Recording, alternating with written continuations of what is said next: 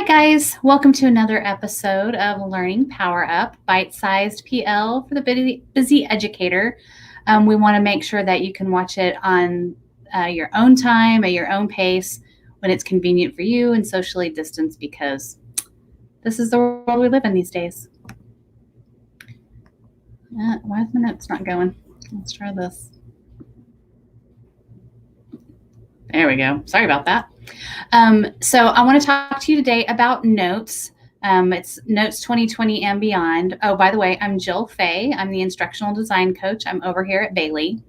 So when the Great Quar came, a lot of us, we were just trying to stay alive. So we were recording our 45-minute lecture and sending that home with the kids.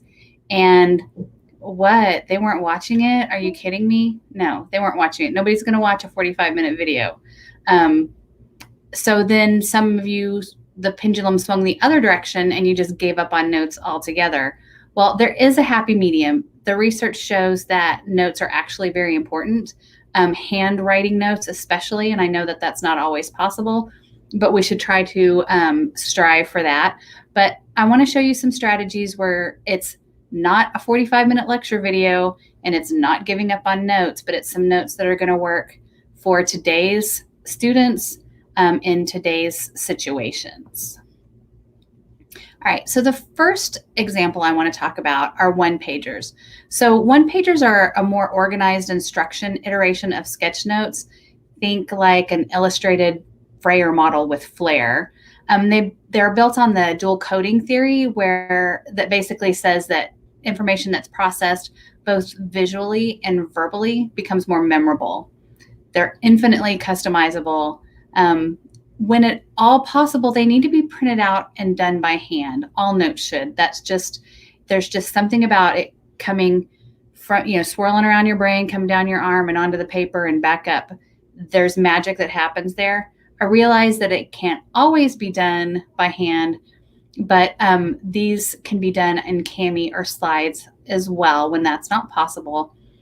If you're going to be doing them digitally, I do recommend using one of the templates that has rectangular or square boxes, because that makes it easier to insert your text boxes and your images.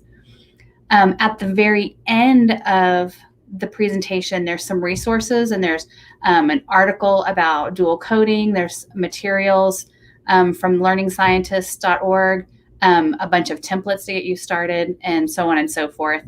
If you want to know how to get to the resources, they're on our help site, which is bit.ly, / whatever that is, help me RC, and that is case sensitive. It's at the bottom of every slide though, so you'll have time to jot that down. So here's some examples. So on the left, there's an example. This is from an elementary classroom. And what this teacher did was, in order to get them used to the process of doing one-pagers, she had them do one about themselves. And she designated this particular box is where your name goes, and this particular box is about things you like. And she kind of like walked them through the process with something that was familiar to themselves. Once they were familiar with the process, then she could transfer that over into using content with it. On the right side is another a template that has the squares and rectangles, like I mentioned before. And this was a book study notes from Animal Farm. On the left, there's an example. This was in history class, and the teacher had certain things that they had to write down. There had to be a compass rose. They had to draw a little picture of Oregon. They had to have the names. They had to have dates. So there were some parameters for what they had to do, but they were allowed to organize that in a way that made sense to them. You can see that student even drew extra boxes that didn't exist on the template. So they were able to organize their learning the way that made sense to them. On the right is basically a glorified Freyer model. Boy, that should be a tongue twister, talking about social media. So those are just a few examples. You could have them talking about illustrating the Newton's laws, 3 branches of government, all kinds of things. So they're infinitely customizable. And like I said, that dual coding theory makes them more memorable. So the second model that I want to show you is asynchronous video notes. So this is where you record your notes with like a mini lecture and they can self-pace. So first things first, videos should not be long. A good rule of thumb is no longer than 1 minute per year of age. But the research shows that that tops out at 20 minutes. So even adults can't really get all they need to get out of a video that's longer than 20 minutes. That's why we try to keep these to 15. So they shouldn't be longer than 1 minute per year of age, preferably shorter. For your in-person students, what you'll want to do is set a timer for a reasonable amount of time, and it would be homework if they weren't working at a reasonable pace. I mean, if you get to the end of your timer and 70% of your kids aren't done, then the amount of time you gave them wasn't reasonable. You might want to add a little time onto that. But if 70% of your kids are done and you know the ones who aren't were straggling, then you've set a good time. So for example, if you have an 8-minute notes video, start off with maybe giving them 16 minutes to account for watching and writing. And you can kind of keep an eye on them and adjust from there. You might also want to have some sort of sponge activity that's designated for them to do if they finish before the 16 minutes is up.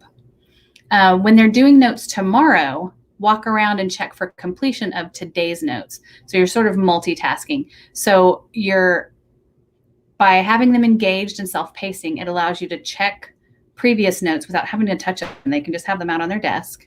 And that's a time saver for you. But it also allows you to monitor that they're doing today's notes. So you're killing several birds with one stone there. Doing the asynchronous video notes, it keeps those drifters from holding the faster workers hostage. We've all been sitting in class and doing notes, and you've got 3 that aren't done yet, and they need you to go back, or can you scroll, or whatever. You've always got some that are straggling. Well, that's frustrating for your faster writers. And it's embarrassing for the slower writers. So by self-pacing, you're kind of differentiating there. And then if their problem with them finishing is, extraneous stimuli, this kind of minimizes some of that, and it gives them a deadline to meet. It's also good if you can post a timer so that they can see how much time they have. That's always a good idea. For your virtual kids, you don't necessarily need to set a timer. Have them do notes at a time other than when you're live, preferably prior to being live, so that you can maximize your live time. You can answer questions, you can have discussions, you can build relationships instead of lecturing and walking them through notes during that precious live time. You should be doing the important things during the live time. So here's an example. In this video, Lisa Frempter is doing a mini science lecture. She's got a great graphic organizer, and she's using slides. And what she did was she uses the slide as her background, and she put gray boxes over each bit of notes.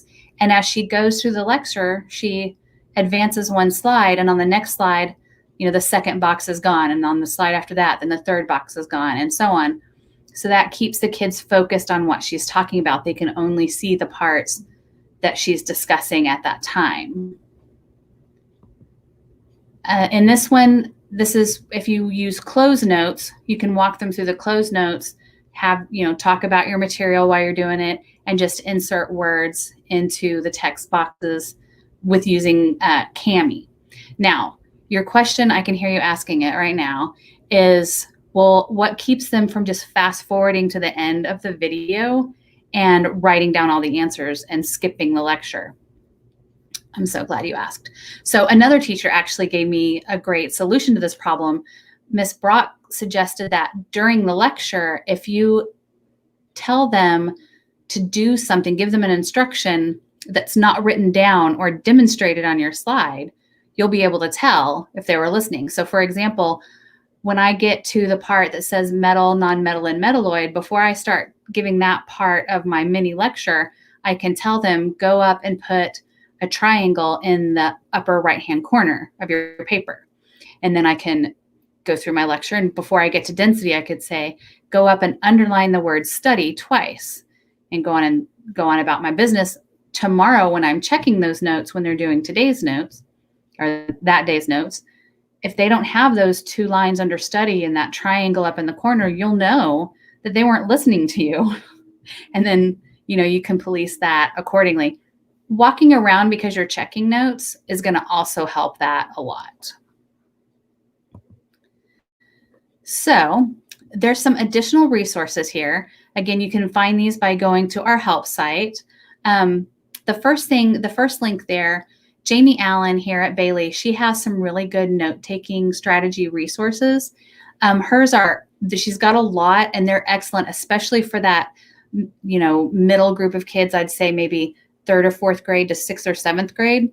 There's some really great strategies for that age group there. Way too many for me to fit into put that link there. She's given me permission to share that with you. The second thing is my personal resource link. So I just made a workbook, and each time I teach a PL, I'll have the resources there. So you'll have like kind of a one-stop shop there with my resources on it. So you can find those at the Help Me RC site. And that brings us to our bonus engagement strategy.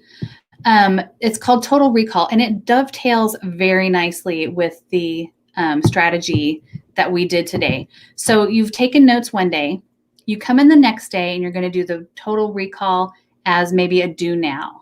So you have students fold a sheet of notebook paper into 4 quadrants, and they're going to complete 4 Total Recall tasks. So in box 1, they can list and describe 3 important details that they learned.